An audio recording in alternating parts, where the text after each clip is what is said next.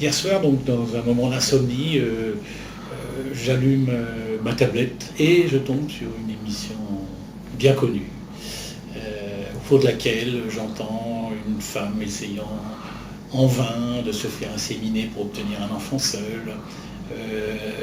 une autre femme élevant un enfant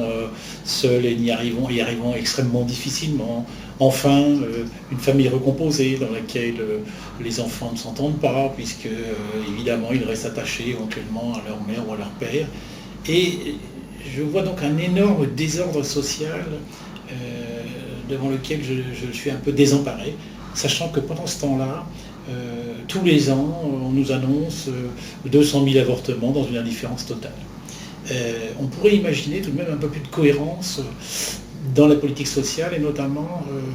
peut-être qu'on pourrait espérer en accompagnant ces femmes qui en général sont dans la détresse et qui sont des femmes jeunes qui ont entre 20 et 25 ans, peut-être en les accompagnant psychologiquement et financièrement, leur permettre d'avoir une grossesse heureuse et puis ensuite pouvoir élever leurs enfants pendant quelques années. Si seulement on arrivait à encourager ne serait-ce qu'un quart de ces femmes à avoir leurs enfants, on obtiendrait environ donc 50 000 naissances supplémentaires, ce qui permettrait de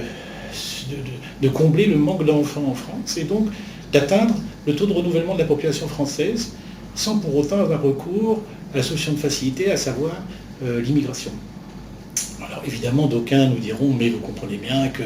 cette politique sociale serait extrêmement coûteuse, bien sûr. Oui, enfin, quand on sait la difficulté que l'on a à intégrer les nouveaux arrivants,